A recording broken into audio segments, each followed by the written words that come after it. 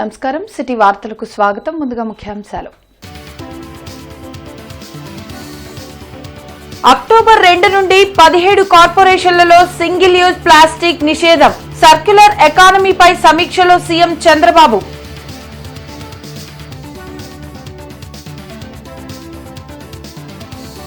జగన్ను నమ్మి కుటుంబ సభ్యులతో పాటు చాలా మంది నాశనమయ్యారు. మండిపడ్డ ఎమ్మెల్యే కన్నా.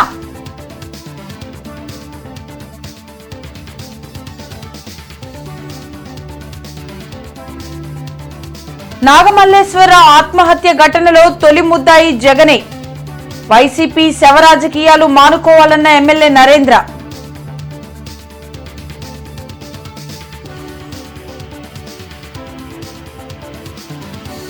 ఎన్ని ఇబ్బందులు ఉన్నా ఇచ్చిన హామీలను కూటమి ప్రభుత్వం అమలు చేస్తుంది.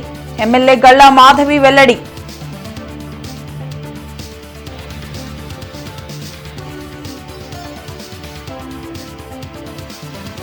అంతర్జాతీయ యోగా దినోత్సవానికి ముస్తాబవుతున్న గుంటూరు. ఆకట్టుకున్న యోగా పెయింటింగ్స్.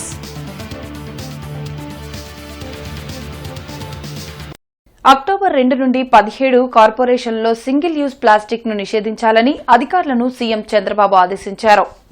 2 నెలల్లో సర్క్యులర్ ఎకానమీకి సంబంధించిన తుది పాలసీని తీసుకురావాలని సీఎం అన్నారు. వెలగపూడి సచివాలయంలో సర్క్యులర్ ఎకానమీపై ఆయన సమీక్షించారు. ఏడాదిలోగా రాష్ట్రంలో 3 సర్క్యులర్ ఎకానమీ పార్కులు ఏర్పాటు చేయాలని అన్నారు. వ్యర్థాల నిర్వహణలో ప్రతిభ కనబరిచిన వారికి స్వచ్ఛత అవార్డులు ఇవ్వాలని చంద్రబాబు సూచించారు. 90 రోజుల్లోగా రీసైక్లింగ్ చెత్తను వేరు చేయడంపై కార్యాచరణ ప్రణాళిక ఇవ్వాలని అధికారులను ఆదేశించారు. రాష్ట్ర ఆర్థిక పరిస్థితి సరిగ్గా లేకున్నా ప్రజల సంక్షేమం కోసం తల్లికి వందనం పథకం అమలు చేస్తున్నామని ఎమ్మెల్యే గల్లా మాధవి తెలిపారు. శ్రీనివాసరావుపేటలోని ఎమ్మెల్యే కార్యాలయంలో జరిగిన మీడియా సమావేశంలో ఎమ్మెల్యే గల్లా మాధవి, డాక్టర్ నిమ్మల శేషయ్య, నియోజకవర్గ పరిశీలకులు కనకాచారి పాల్గొన్నారు. ఈ సందర్భంగా ఎమ్మెల్యే మాట్లాడుతూ తల్లికి వందనం పథకం ద్వారా ప్రతి విద్యార్థి తల్లి ఖాతాలో నగదు జమ చేశామని చెప్పారు. ఎంతమంది పిల్లలు ఉంటే అంతమందికి ఈ పథకం ద్వారా లబ్ధి చేకూరుతుందన్నారు.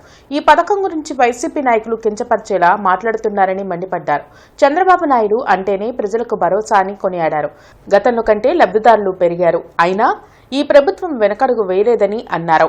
ప్రజల ఆదరాభిమానాలు పొందుతూ ఈ కూటమి ప్రభుత్వం ముందుకు వెళ్తుందని ధీమా వ్యక్తం చేశారు. లబ్ధిదారులు పెరిగారు. లబ్ధిదారులకు ఈరోజు దాదాపుగా 67,000 మంది ఈరోజు మాకు లబ్ధిదారులు, లక్షల మంది లబ్ధిదారులతో ముందుకు వెళ్తూ ఉన్నాము. చాలా సంతోషంగా ఉంది. రాష్ట్రం ఉన్న పరిస్థితి మనందరికీ తెలుసు. వెంటిలేటర్ మీద ఉన్న పరిస్థితుల్లో నుంచి ఈరోజు ఒక పథకాన్ని చెప్పిన మాట చెప్పినట్టుగా అమలు పరచడం అనే విషయం సామాన్యమైన విషయం కాదు. మరి మనం గత ప్రభుత్వంలో చూసాము.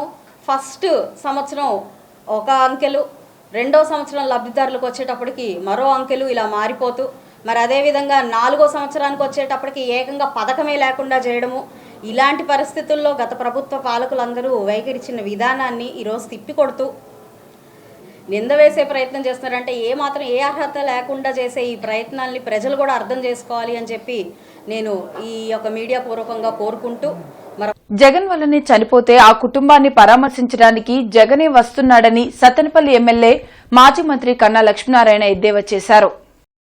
కన్నావారి తోటలోని తన నివాసంలో ఏర్పాటు చేసిన మీడియా సమావేశంలో సత్తెనపల్లి ఎమ్మెల్యే కన్నా లక్ష్మీనారాయణ మాట్లాడారు.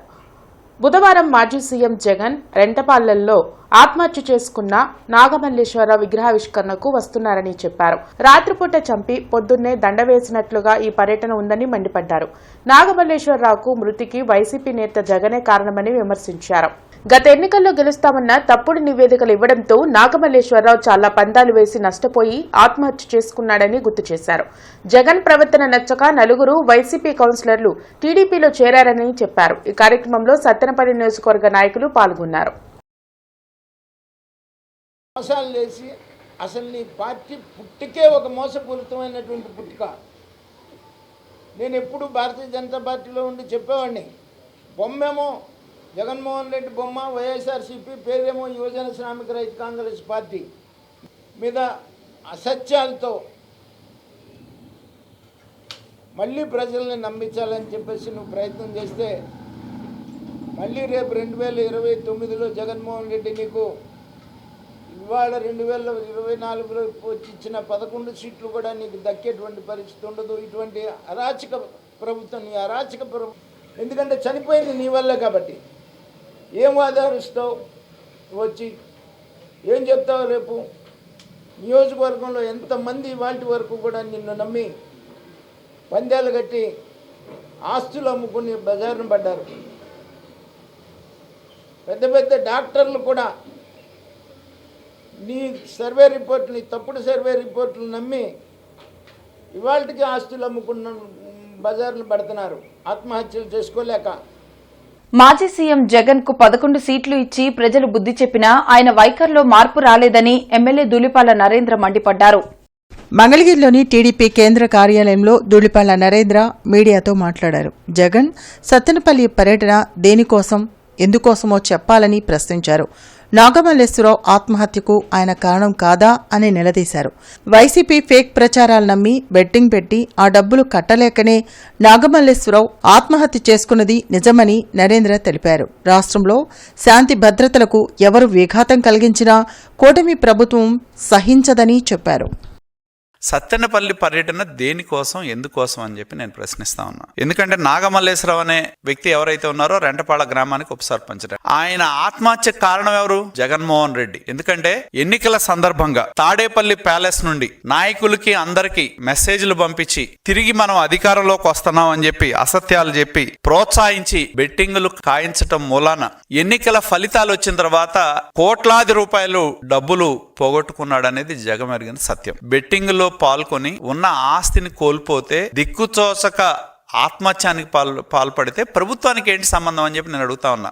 నాగమల్లేశ్వరరావు అనే వ్యక్తి చనిపోయింది జూన్ 9వ తారీఖు. చంద్రబాబు నాయుడు గారు ఎప్పుడు ప్రమాణ స్వీకారం చేశారు? జూన్ 12 అనుకుంటా. ఆయన ఆత్మహత్య చేసుకునేదానికి అసలు ప్రభుత్వమే లేదు. చేయనప్పుడు అసలు ప్రభుత్వ వేధింపులు అనే ప్రశ్న ఎక్కడ వస్తుంది?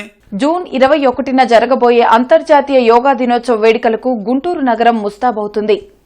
ప్రధాని నరేంద్ర మోడీ పిలుపు మేరకు జూన్ 21వ తేదీన అంతర్జాతీయ యోగా దినోత్సవం జరుపుకునేందుకు రాష్ట్ర ప్రభుత్వం సిద్దమవుతోంది. దానిలో భాగంగా ముఖ్యమంత్రి చంద్రబాబు ఆదేశాల మేరకు యోగాంధ్ర కార్యక్రమాలు రాష్ట్ర వ్యాప్తంగా నిర్వహిస్తున్నారు.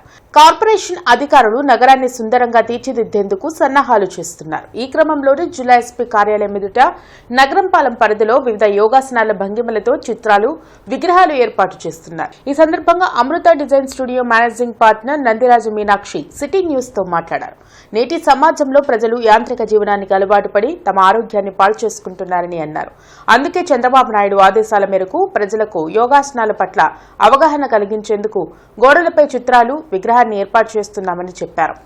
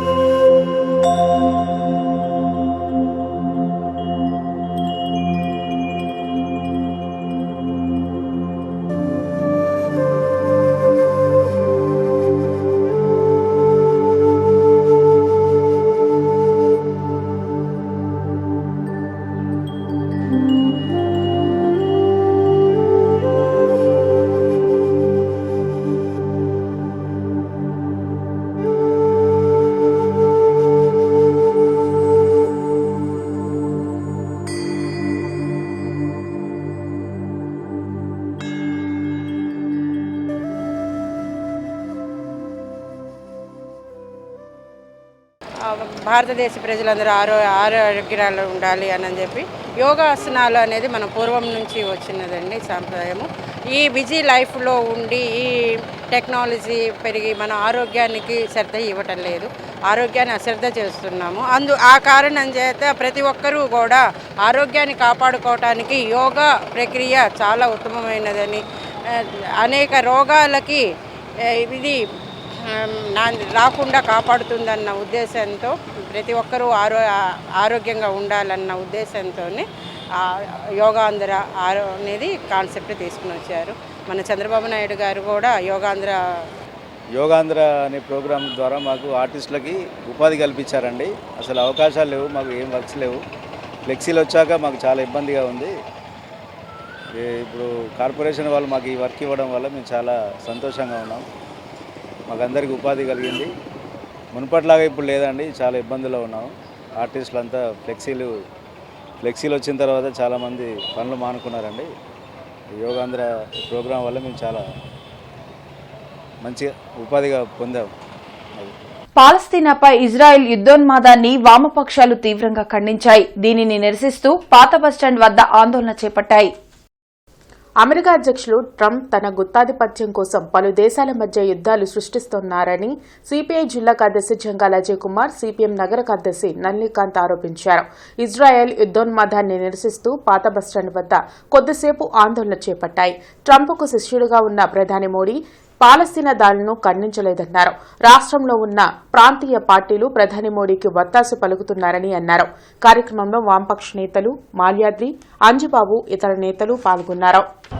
పాలస్తీనా పైన జరుగుతున్నటువంటి దాడులతో పాటు మళ్ళీ ఇరాన్ పైన దాడులు చేస్తూ చంటి బిడ్డల్ని, స్త్రీలని, హై స్కూల్స్ పైన వివిధ రకాలైనటువంటి పద్ధతుల్లో దాడులు చేపిస్తూ ఇవాళ ఆ యొక్క దేశ ఉనికి కూడా లేకుండా చేయాలనేటటువంటి ఈ యొక్క దురహంకారం, సామ్రాజ్యవాద దురహంకారాన్ని ప్రతి ఒక్కళ్ళు వ్యతిరేకించాల్సిన అవసరం ఇవాళ ఉన్నది.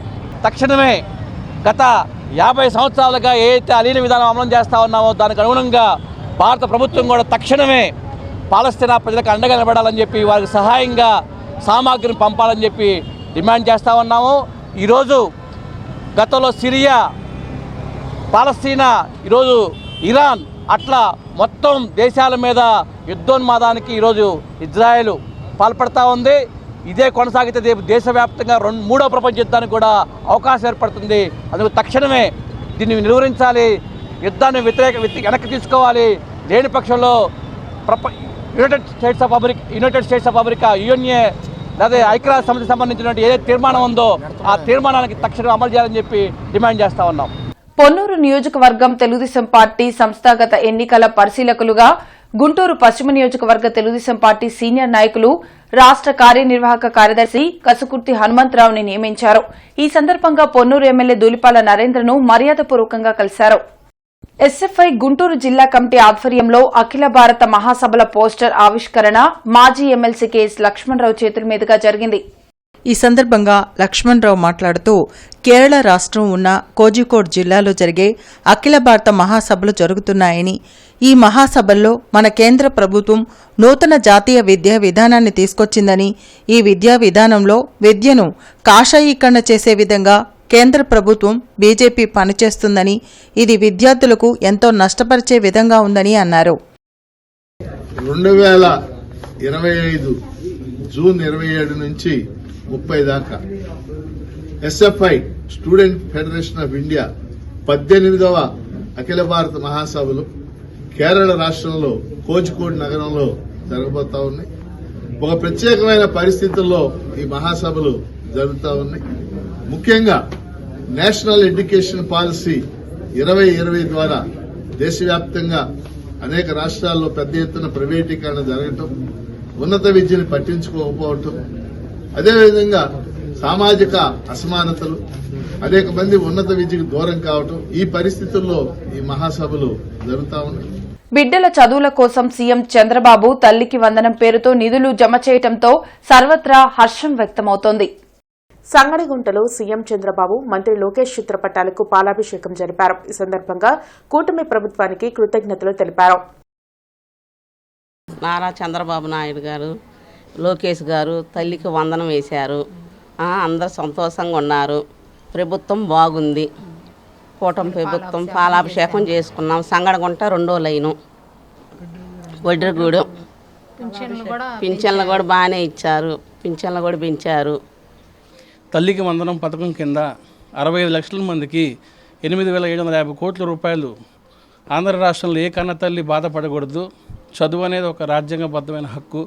ఆర్టికల్ 51A ప్రకారం రాజ్యాంగం ఇచ్చినటువంటి విద్యా హక్కు, రైట్ టు ఎడ్యుకేషన్ని ఎవరు దీన్ని దుర్వినియోగం చేయకూడదని చెప్పి చదువు అనేది ఎంతో ఖర్చుతో కూడుకున్నదని కూటమి ప్రభుత్వం ద్వారా పేదలందరికీ సహాయం చేస్తూ మన నారా లోకేష్ గారు చేసినటువంటి గొప్ప త్యాగానికి రుణపడి ఉన్నామని గుర్తు చేసుకుంటూ జిల్లా collector Nagalakshmi, SP Satish Kumar, Tenali sub collector Sanjana సింహతో కలిసి జిల్లా జీఎస్టీ వసూళ్లపై జీఎస్టీ శాఖతో జిల్లాలోని అన్ని శాఖల అధికారులతో సమన్వయ సమావేశం నిర్వహించారు. ఈ సందర్భంగా కలెక్టర్ మాట్లాడుతూ జిల్లాలో జీఎస్టీ వసూళ్లు మరింత మెరుగ్గా జరిగేలా రిజిస్ట్రేషన్స్, రిటర్న్స్, కలెక్షన్స్ అన్ని ప్రభుత్వ శాఖలు జీఎస్టీ శాఖకు నిర్దేశిత మార్గదర్శకాల ప్రకారం పూర్తి స్థాయిలో సహకారం అందించాలని తెలిపారు.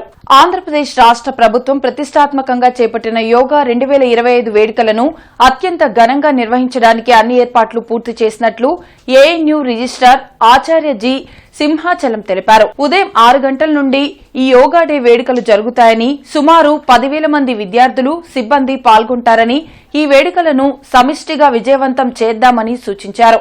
ఈ కార్యక్రమంలో రాష్ట ఉన్నత విద్యాశాఖ ప్రిన్సిపల్ సెక్రటరీ కోనా శశిధర్, గుంటూరు జిల్లా కలెక్టర్ ఎస్ నాగలక్ష్మి పాల్గొంటారని తెలిపారు. వార్తలు ముగించే ముందు ముఖ్యాంశాలు మరోసారి.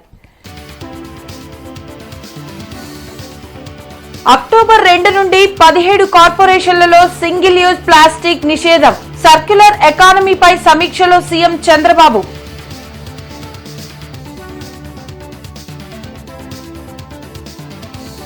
జగన్ను నమ్మి కుటుంబ సభ్యులతో పాటు చాలా మంది నాశనమయ్యారు.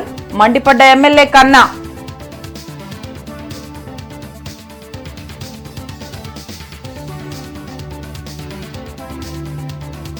నాగమల్లేశ్వరరావు ఆత్మహత్య ఘటనలో తొలి ముద్దాయి జగనే. వైసీపీ శవరాజకీయాలు మానుకోవాలన్న ఎమ్మెల్యే నరేంద్ర.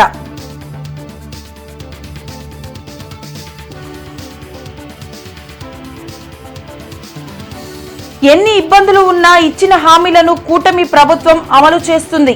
ఎమ్మెల్యే గల్లా మాధవి వెల్లడి.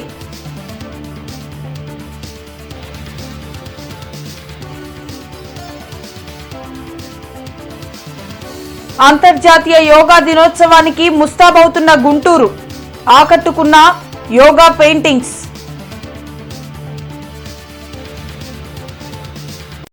ఇవి ఇప్పటి వరకున్న అప్డేట్స్. మరిన్ని అప్డేట్స్ తో మళ్ళీ కలుద్దాం. అంతవరకు సెలవు. నమస్కారం.